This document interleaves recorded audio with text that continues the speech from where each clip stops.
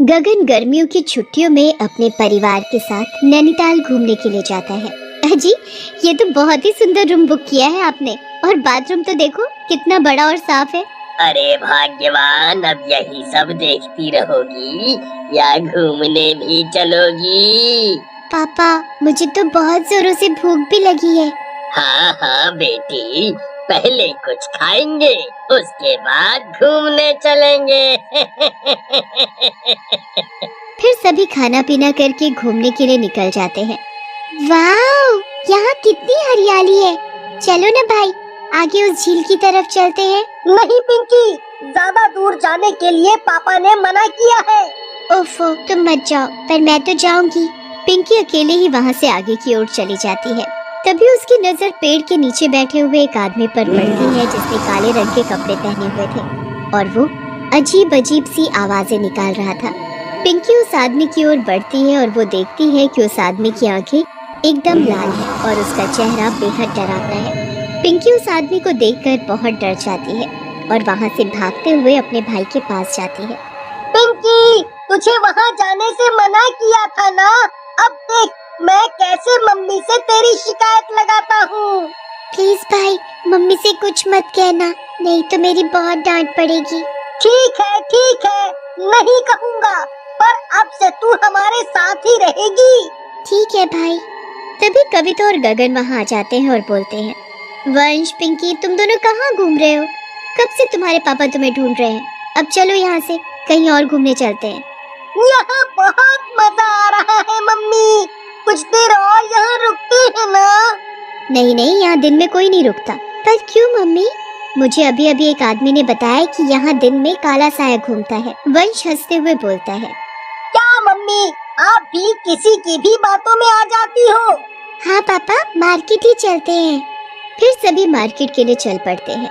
चलते चलते पिंकी को ऐसा आभास होता है जैसे वो काले कपड़े वाला आदमी उसका पीछा कर रहा हो। पिंकी बहुत डर जाती है और पीछे मुड़कर देखती है तो पीछे कोई नहीं होता। फिर सभी मार्केट घूमते हैं और शाम को होटल आ जाते हैं। अगले दिन सभी फिर से बाहर घूमने जाने की तैयारी करते हैं, पर पिंकी का कहीं जाने का मन नहीं होता। पिंकी अपने पापा से बोलती है, पापा, मुझे कहीं घूमने नहीं जाना, मुझे बस घर जाना है। अरे बेटी, क्या हुआ? और तुम्हें तो घूमना फिरना बहुत पसंद है। अजी, लगता है पिंकी की तबीयत ठीक नहीं है, इसीलिए घर जाने को बोल रही है।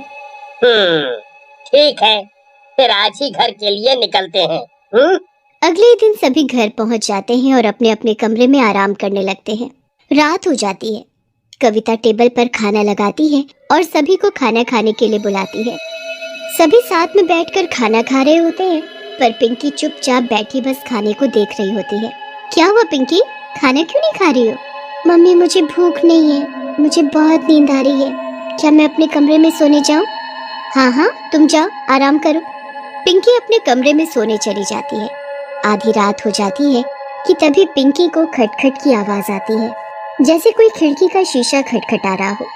पिंकी उठकर देखती है तो खिड़की पर उसे एक काली परछाई दिखाई देती है। पिंकी डरते हुए खिड़की का दरवाजा खोलती है कि तभी पिंकी को एक जोरदार धक्का लगता है। ऐसा लगता है जैसे खिड़की से कोई अंदर आ गया हो। पिंकी डरते हुए जोर जोर से आवाज लगाने लगती है। पिंकी के चिल्लाने की आवाज सुनकर सभी पिंकी के कमरे में आ जाते हैं। क्या हुआ पिंकी, तुम इतना जोर से क्यों चिल्लाई और तुम ऐसे जमीन पर क्यों पड़ी हो? कविता और गगन पिंकी को जमीन से उठाते हैं और उससे पूछते हैं, क्या हुआ बेटी, तुम इतने जोर से क्यों चिल्लाई? कोई बुरा सपना देख लिया क्या? मम्मी, वो मेरे कमरे में। हाँ बेटी, बोलो, क्या हुआ तुम्हारे कमरे में? पापा, मेरे कमरे में कोई है। उसने काले रंग के कपड़े पहने हुए हैं। पर यहाँ तो कोई भी नहीं है बेटी, लगता है तुम्हें कोई वहम हुआ है। चलो अब आराम से सो जाओ। फिर सभी अपने कमरे में सोने चले जाते हैं, पर पिंकी को नींद नहीं आती। उसे ऐसा लगता है जैसे उसके कमरे में कोई है और उसे देख रहा है। पिंकी लाइट ऑन करके देखती है तो उसे एक डरावनी शक्ल का भूत दिखाई देता है जो उसे घूर रहा होता है। पिंकी डरते हुए बोलती है, हे भगवान, ये भूत कहाँ से आ गया? अरे पिंकी, तुम ही तो मुझे अपने साथ लेकर आई हो। अब तो मैं यहीं तुम्हारे कमरे में तुम्हारे साथ रहूंगा। अरे मैं किसी को अपने साथ नहीं लाई हूँ, और तुम जहाँ से भी आए हो पर मेरे कमरे से बाहर निकलो। भूत जोर जोर से हंसते हुए बोलता है।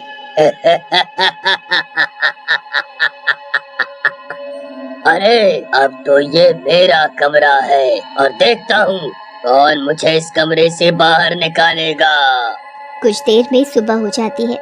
कविता सभी को नाश्ते के लिए बुलाती है। सभी साथ में बैठकर नाश्ता करते हैं। तभी पिंकी जोर से बोलती है, मम्मी आपके पीछे वो काले कपड़ों वाला आदमी।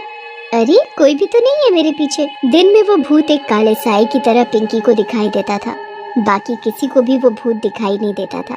मम्मी किचन में कोई है, मैंने अभी उसकी परछाई देखी। पिंकी की बातों से सभी परेशान हो जाते हैं। हे भगवान, क्या हो गया है मेरी बच्ची को? ना जाने कैसी बातें करने लगी है। अजी कहीं किसी ने जादू टोना तो नहीं कर दिया मेरी फूल जैसी बच्ची पर? अरे भाग्यवान, तुम भी ना कैसी कैसी बातें करती हो। अजी आप मानो या ना मानो पर कोई बात तो है जो मेरी बच्ची इतनी डरी डरी रहने लगी है। पिंकी तुम अपने भाई के साथ उसके कमरे में जाओ। वंश अपनी बहन को परेशान मत करना, मुझे बाजार से कुछ सामान लेने जाना है। मैं थोड़ी देर में आती हूँ। फिर पिंकी वंश के कमरे में चली जाती है और वो काला साया भी पिंकी के पीछे चला जाता है। कमरे में जाकर पिंकी देखती है कि वो काला साया वंश के सामने खड़ा हुआ है, पर वंश उसे देख नहीं पा रहा। कविता गगन से बोलती है, सुनिए जी मैं बाजार जा रही हूँ, आप बच्चों का ध्यान रखिएगा। कुछ ही देर में कविता बाजार से घर आ जाती है और गगन से बोलती है, अजी पता है आज बाजार में मुझे मेरी सहेली रमा मिली। मैंने उसे पिंकी के बारे में बताया तो वो बहुत हैरान हो गई, और पता है वो किसी तांत्रिक बाबा को भी जानती है।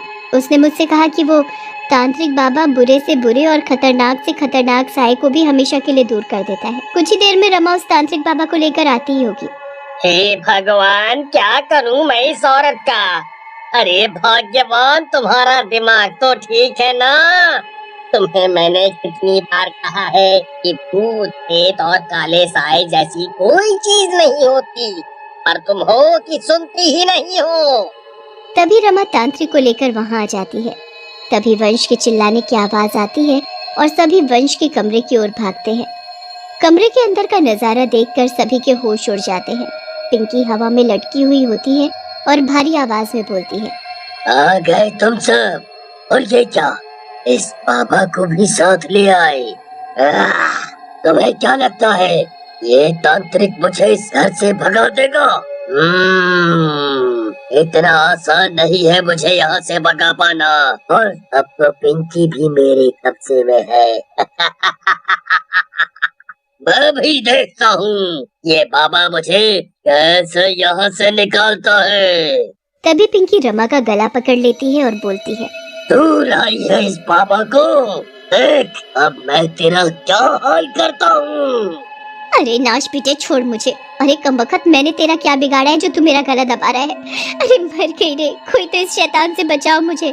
तभी तांत्रिक जोर जोर से मंत्र पढ़ना शुरू कर देता है और अपने थैले से एक रस्सी निकालता है और बोलता है, सभी इस रस्सी से इसके शरीर को इस कुर्सी से कसकर बांध दो। हे भगवान, ये क्या हो गया मेरी फूल सी बच्ची को? बाबा मेरी बेटी को तो कुछ नहीं होगा ना? तुम चिंता मत करो, तुम्हारी बेटी को कुछ नहीं होगा। तांत्रिक पिंकी के ऊपर गंगा जल छिड़कता है और जोर जोर से मंत्र बोलता है। शरीर पर गंगा जल पड़ते ही पिंकी जोर जोर से चिल्लाने लगती है, तांत्रिक, ये मंत्र पढ़ना बंद कर, नहीं तो तेरा वो हाल करूंगा तो तूने सोचा भी नहीं होगा। पिंकी अपनी ताकत से रस्सी को तोड़ देती है और तांत्रिक का गला पकड़कर उसे जमीन पर पटक देती है। तांत्रिक के सिर पर चोट आती है जिसकी वजह से वो बेहोश हो जाता है। पिंकी जोर जोर से हंसते हुए बोलती है, इस बाबा को यहाँ बुलाकर तुम लोगों ने बहुत बड़ी गलती की है। अब देख, मैं तेरे सामने तेरी बेटी को यहाँ से उड़ा कर ले जाऊंगा और तू कुछ भी नहीं कर पाएगा। वो काला साया पिंकी को उड़ाकर ले जा रहा होता है कि तभी गगन पिंकी का पैर पकड़ लेता है और जोर जोर से हनुमान चालीसा बोलने लगता है। हनुमान चालीसा सुनते ही वो काला साया पिंकी के शरीर से निकल जाता है और राख बनकर हवा में उड़ जाता है। गगन अपनी बेटी पिंकी को अपने गले से लगा लेता है और हाथ जोड़कर भगवान का धन्यवाद करता है।